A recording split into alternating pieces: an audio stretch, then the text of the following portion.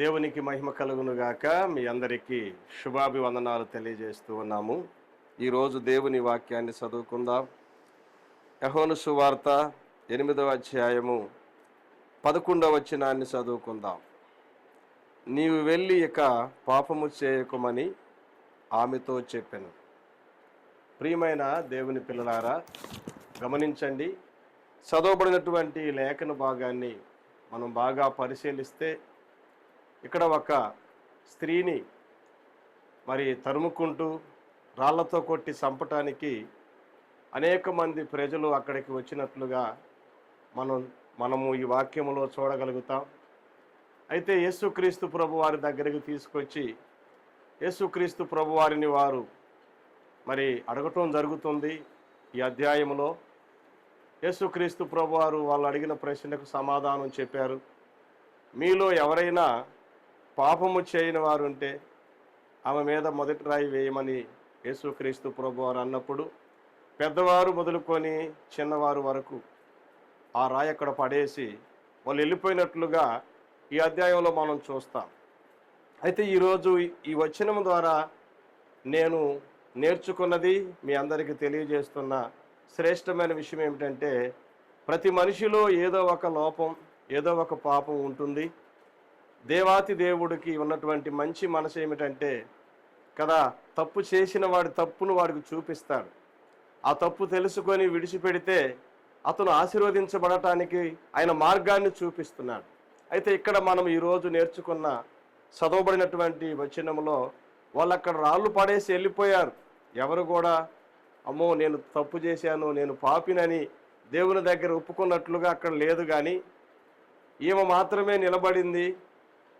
యేసుక్రీస్తు ప్రభు వారు ఆమెతో ఏం చెప్తున్నాడయ్యా అంటే, ఇప్పుడు వరకు నువ్వు పాపం చేశావు, పాపానికి ఫలితంగా ఇప్పుడు నువ్వు ఎన్నో అవమానాలకు గురైపోయావు, ఎన్నో నిందలకు గురైపోయావు. ఈరోజు ఊరంతా నిన్ను రాళ్లతో తరుముకుంటూ వచ్చారు. కాబట్టి వెళ్ళిపో, ఇంటికి వెళ్ళిపోయి ఆ పాపము చేయకుండా నువ్వు జాగ్రత్తగా బ్రతకమని యేసుక్రీస్తు ప్రభు వారు ఏమతో చెప్పినట్లుగా మనం వింటూ ఉన్నాం. ఈరోజు చదవబడిన వాక్యంలో ఈ విషయాన్ని మరొకసారి నేను మీకు ఎందుకు తెలియజేస్తూ ఉన్నానంటే, ఆయనకున్నటువంటి ప్రత్యేకత ఏమిటంటే మన మీదకి వచ్చే శిక్షను తప్పిస్తాడు.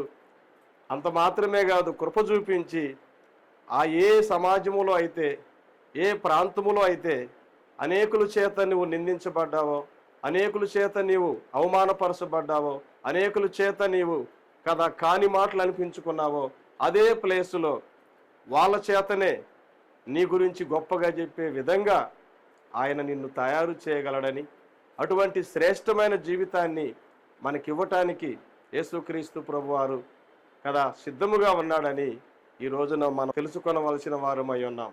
కాబట్టి ప్రియులారా, శిక్షను తప్పించాడు, వచ్చిన వారందరికీ మంచి మాట చెప్పాడు, ఆమె జీవితాన్ని ఆశీర్వాదకరంగా మార్చాడు.